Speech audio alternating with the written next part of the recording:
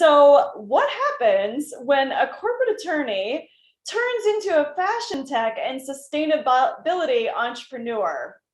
You get a passionate, intelligent woman schooling people on how textile production is damaging our water. Stephanie Benedetto is on a mission to solve the world's water crisis and turn pollution into profit. The textile market is over $1 trillion a year and growing, but 15% of each, and consequently the whole, ends up in waste each year.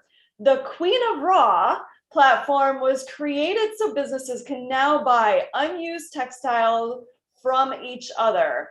This is moderated by Phil Durasmo, the CTO, co-founder, as well as investor in the Queen of Raw. Take it away, Stephanie and Phil.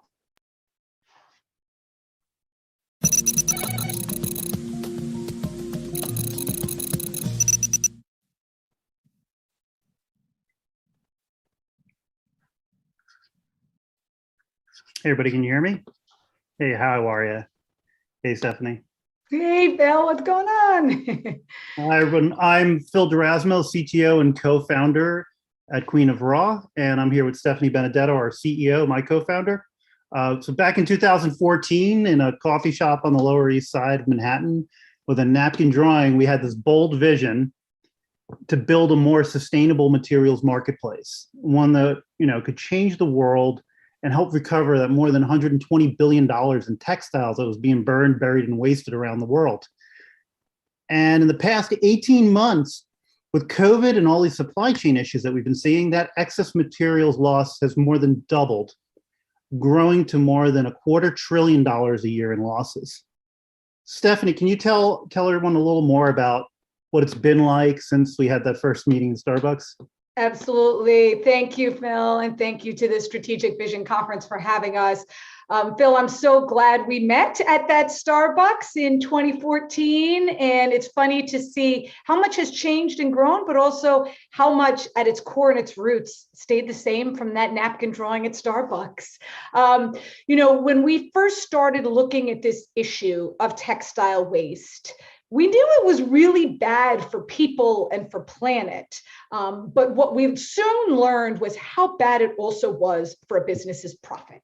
Waste is expensive, it's inefficient. And why was nobody doing this? And so we started Queen of Raw, and what you'll see if you go to queenofraw.com is as a global marketplace. It's that platform so anyone out there, from a student, maker, crafter, quilter, to the biggest brands and retailers in the world, could buy and sell their unused fabric, keep it out of landfill, and as you heard, right, turn what would be pollution into actual profit, and really aligning the people, the planet, but also the profit side. What I think has been so exciting about working with you, and as the business and the team has grown around the world, is what we're able to do for the biggest companies in the world. Because, a marketplace to sell waste is great, but how do you actually get to the root of the problem and understand why does a business have all this waste? And how do we intelligently minimize that waste going forward? Map, measure, trace it, right, and minimize it. And so obviously with our software and tools, really excited to be growing that and opening it up to the world's biggest Fortune 500 companies so that we can all do better together and solve the world's water crisis. Awesome. Cool. So often folks go to college to work in a specific industry, and then we end up changing and following another passion. So for me, it was environmental engineering and corporate law. What was the allure and impetus of the startup world that attracted you? And even more importantly, why leave a corporate law practice behind for the unknown world of starting your own company? Well, it's funny, when you take the leap, it can seem really scary at first, but then you can look back and think you can't imagine your life any other way. Prior to being on Wall Street as a corporate attorney, I actually come from a family background, and I know you do too, mine over 100 years in fashion and textiles. So I did grow up around this industry, right? And I was exposed to it. But I didn't do the family route. Obviously, as you heard, I went to Wall Street as a corporate attorney, but ended up specializing in fashion, technology, and sustainability.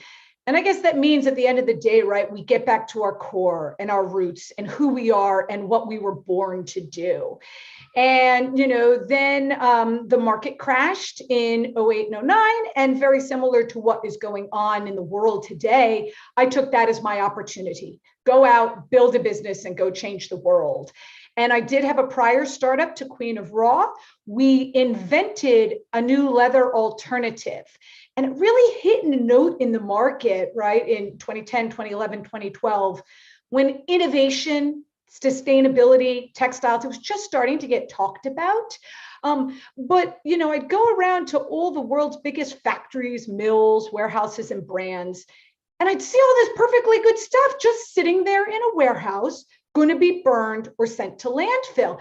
And although I was really proud of the work we were doing with this amazing leather alternative, at the end of the day, we were still manufacturing something new. And why couldn't we do something with all this perfectly good stuff, right? And I think that vision, that visual of all that waste sitting in those warehouses is really what drove me to think that there was a supply-demand mismatch, and to know at our core that we needed technology to provide the bridge. And that's actually why I went following that experience to General Assembly in New York. For those who don't know, it's a great place for people deep in technology. And I knew I was looking for a strong technical co-founder, and went across all those job postings on the board. Phil, found yours, something about the way you spoke, the bold strategic vision that you had and the kind of company you wanted to work with really resonated with me. Then obviously we had that meeting at Starbucks and been working together ever since. So I think those are the kinds of learnings and experiences as an entrepreneur that we grow and get you where you're meant to be, to us here today. Very cool. Thanks, Stephanie. And it definitely resonated with me as well, coming from an environmental engineering background, and then hearing about all this was just like, as you mentioned, I had family in the industry also, and hearing that, you were still seeing this problem of waste all around the, and not only was it local where I was exposed to it, but it was global and, and such a huge problem. In fact, where textile industry is one of the largest polluters in the world, second to oil and gas. Can you talk a little bit more about that and how everyone is, we're all part of this problem with textile pollution and some of the changes that we're seeing lately?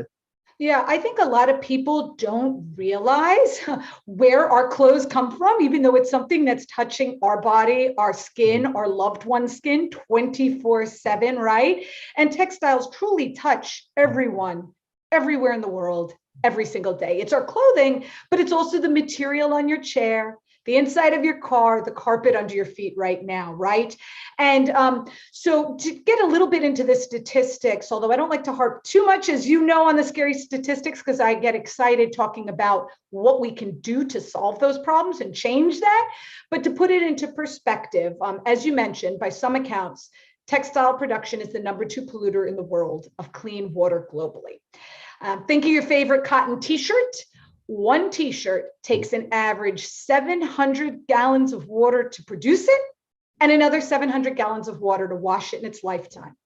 That's one shirt, and that's enough clean water for 2 people to drink around the world for 3 years.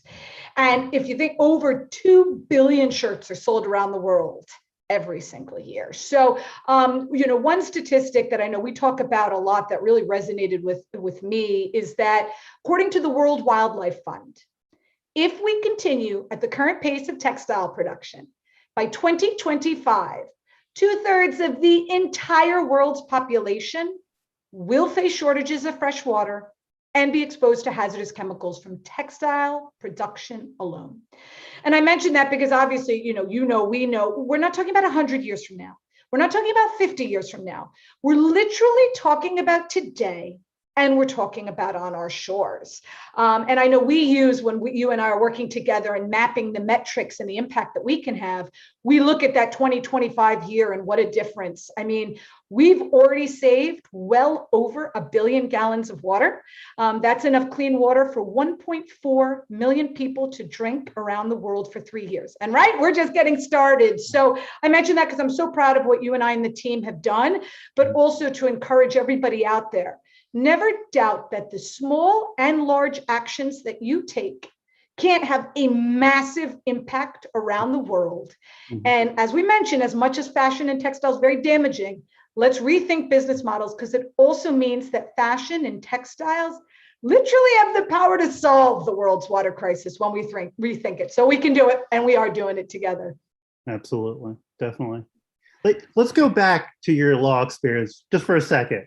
So, I mean, it comes in super handy over in our everyday business. Can you talk a little bit more about some of the ways and examples that it's been so helpful? Oh, yes. Obviously, you save a lot of money in your legal bills, which by the hour in those 6-minute increments can get very expensive, especially early on in the life of a startup, right? But going to Wall Street, working with public and private companies, it was so valuable to understand the inner workings of a business, all the way from startup to growing, to hiring, to contract negotiation, raising dollars, and then eventually getting acquired or taking a company public.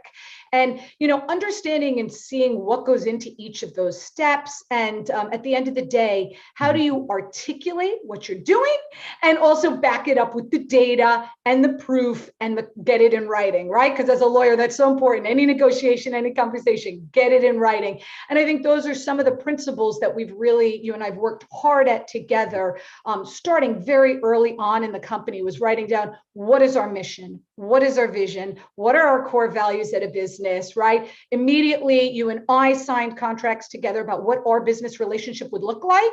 And it made it so more meaningful and strong because of that. And now, obviously, as we continue to grow, raise funds and go global, and how do you negotiate partnerships and contracts and deal with financing globally, right? These are a lot of the issues that I really appreciate that legal background for giving me. And I know you also spent a lot of time on Wall Street and in fintech. So that's been so valuable to our business too, and how we handle these international legal compliance issues for our customers too, right? Yeah. Oh yeah, definitely learned so much just, being an entrepreneur and getting, in the trenches. Speaking of, we have a lot of entrepreneurs in the audience today. With all the uncertainty and opportunity at the same time going around nowadays, do you have any advice for anybody that's starting their own business in today's environment? I think it's so easy to look at everything going on in the world. And obviously, we're here virtual, right? People are in their homes. Life has changed.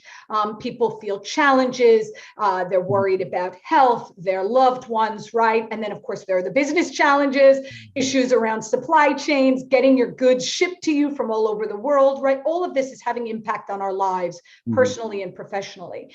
But you and I always say, how do you take those challenges and turn them into exactly what you said, massive opportunities? And some of the biggest and best companies in the world that have provided the most value to all of us were born out of recessions and depressions and times of uncertainty and challenges. And so, I think the idea, and kind of similar to when I was on Wall Street in the market crash in 08 and 09, and looking around the world and seeing kind of the height of waste and greed and excess, I took that as my opportunity to go out and execute on my vision and my dream, because we are at such a massive tipping point now. How can we build for the supply chain of the future? And you and I always talk about, what does this look like? Finding and building for the future we want. And especially when it comes to our business and supply chains, one that is more on demand, more digital, more local, and more sustainable. So I hope all entrepreneurs out there feel empowered that you can have a big, bold vision like solving the world's water crisis, and there's no time better than today to start. Absolutely, absolutely. And it's so much more than that two-sided marketplace, and the good it does and all. I mean, but we've been referred to as like the Airbnb of fabrics, or Alibaba done right for fabrics and textiles. They're taking the suppliers, matching them with buyers, and having that environmental benefit at the core of the purchase. But under the hood, what we're doing is really, super technical and like load of in-depth logistics to get it done. But can you talk a little more about the elegant visuals of what it means to keep that fabric out of the landfill and turning pollution into profit? You're right. I think what we do and what a lot of entrepreneurs do is very technical and can be very complex. And, we can get into the weeds if people want to know about our full operating system and blockchain and machine learning and software and marketplace. But look, At the end of the day, what matters?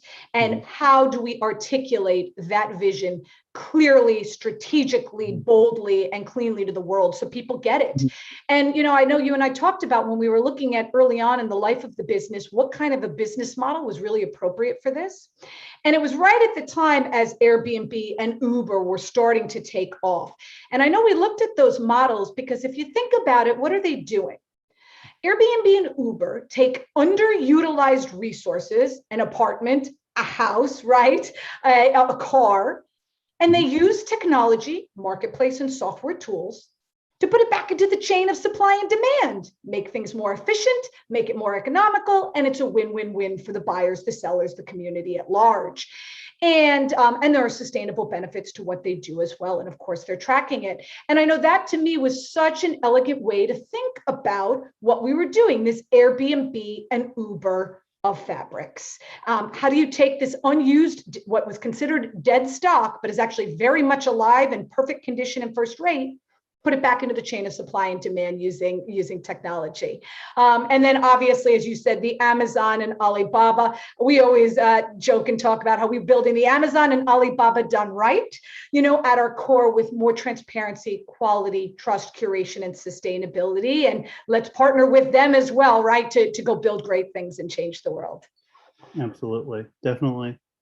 So we've been going out there and changing the world, and such a great time right now where folks are, it's on the top of everyone's list, and we finally have their ears that they see, yeah, this is a huge problem. All the cracks in the foundations basically are showing in the supply chain about things that are breaking, that we're just on the verge of always breaking. And so we've had lots of support, and we've been also very fortunate to you've won quite a few pitching competitions. Let's talk about winning the WeWork Creator Awards. I remember when you went to Nashville for that contest, and I couldn't make it, so I was back home in New York watching it on my laptop. And you were pitching to the crowd of judges, including Ashton Kutcher and Florida Georgia Line and everyone, and it was super exciting to watch. And what was it like when Ashton announced that you won, and and hearing our company's name and your name being and the stage, suddenly being surrounded by all that confetti on the stage as we won. Can you tell us a little more about that? We definitely won, and it was for us, I think, a real game-changing experience. Obviously, early on in the life of a company, right, you want to get out there, you want to share your bold vision and your mission, and get the world at large excited about what you're doing. And what was so exciting about the WeWork Creator Awards early on in the life of our company in 2018 was that, you normally have your pitch for investors, 30 minutes, 20-minute version, a 10-minute version, maybe even a 4-minute version. But for this competition, right, we had 60 seconds to get Ashton Kutcher and Florida Georgia Line to buy into our solution and understand the big vision and what we were trying to do. And it was one of the most valuable experiences I think you and I worked on together, getting that pitch down to 60 seconds and getting Ashton Kutcher to care, right? It's so meaningful to us. Of course, it's great to have celebrity attention. It is great to win money, right? And get the valuable feedback and customers and partnerships and press that come out of all of these competitions and awards. And I encourage any entrepreneur out there to really take advantage of them. They can be incredible, especially early on for your business. But I think what's funny is that 60-second pitch, right? You and I, as we're preparing for the next round of funding, so many of the core sentences and things that we talked about in the pitch, we're still using. And so you see what drives the business, right? As much as it grows and the technology grows and the customers grow, a lot of that core vision has stayed. And I think that's really what's so powerful and so cool about doing that. Awesome. Cool. So speaking of motivations and missions and strengths, what do you consider your source of strength, and what motivates you in life, in business, and in general? I love this question. And I think every day about my children, right? Because that moment of having my first son, which I had Jacob right at the time as we were starting the company, the moment I had him, it's not about your life anymore, right? Suddenly it's about my children and my children's children, and what kind of a planet and a world that we are giving them. And I know you have a beautiful daughter too, right? And we want them to have clean water to drink, clothes that aren't toxic to wear, and a planet to live on. And we're not stopping till we do. And that, as much as we look at the metrics and the impact and the growth of our business, and that excites us, I think thinking about my children and how much better we are going to do because we are going to improve this people and planet for them. It's what drives us, right? And me every single day. And a funny little aside, I think I realized the power of children one day when I was pushing my stroller in the loud New York City streets. Jacob, my eldest, was 3 at the time. And I hear noise over the New York City streets coming out of the stroller. And I lean forward and I hear Jacob saying, "Are you naked right now?" "You're not, because you're using fabric. It's everywhere and it's polluting your water." He was doing our 60-second pitch. Awesome. And on the one hand, I knew that maybe I'd been practicing my pitch while pushing the stroller as a working mom a few too many times. But it also meant to me, and I know I told you this at the time, if my 3-year-old can get it, then anyone and everyone can get it. And we are going to change the world for them. Absolutely. That's awesome. Stephanie, in a more serious note, you said if you could have a superpower, one superpower, it would be to heal people. Now, where did that come from? This one is very deeply personal. As you know, my founder story actually starts 2 years before I was born. I had a brother named Stephen Jeremy, SJ for short. He was 13 years old and he was accidentally shot and killed. And it was obviously a very dark time for my family. I was born 2 years later. I looked just like him. I was named after him, and it kind of brought my family back to life. And I use that story because it was such a powerful impact on me and my family and why I do what I do. I realized from that, and we talk about it a lot in my family, life is short. Life is precious. We need to make every moment matter and go build great things that are going to heal each other and change the world. And it's truly why that would be my superpower and what I think we are actually executing on our superpower and doing together for the future. Yes, absolutely. Thanks so much, Stephanie, for sharing that. Definitely, I agree. Absolutely. This is definitely, changing the world and doing something for the benefit both of, the environment and the future of our children. Absolutely. To wrap it all up, can you tell everybody where they can reach you, what's your social handle and how they can get in touch with you? Yeah, you and I, we're very open, because if we're not out there supporting each other, sharing great things and connecting with each other, then what are we doing? So I'm at Stephanie at queenofraw.com, and I give out my cell phone. As you know, it's 1-203-981-6993. And I do that intentionally, both to be open and out there and different, but also because I really mean it. I think we need to support each other. We need to reach out and connect, especially in this digital space more than ever. And that is why we're going to have a truly massive impact on this world. For any entrepreneurs out there, I hope if there's one takeaway from, what Phil and I have been talking about here, it's don't be afraid. Don't be afraid to get your idea out there, to have it be big, be bold, right? Solve the world's water crisis, cure cancer, whatever that may be. And to go start today building and executing on that vision. That's how you learn from your customers. You learn from the experience, right? We iterate, we grow, we build great things, and then we do go change the world. So go do it, everyone. And thank you so much, Phil. It has been so valuable having you as a partner. I can't imagine doing this with anyone else, you and the team, and so proud to be on this journey together and executing on our vision. Absolutely. Yes. Thank you so much. Same here, Stephanie. Thank you. Wow. That was such an incredible segment. Thank you so much. The Queen of Raw, I did not realize that was going to get so vulnerable and so deep and so impactful. I think it's just so incredible when people can be authentic and share their story, and it just makes it so much more impactful. And giving out your phone number, that's brave, Stephanie. Kudos to you. Thank you for having us. For the next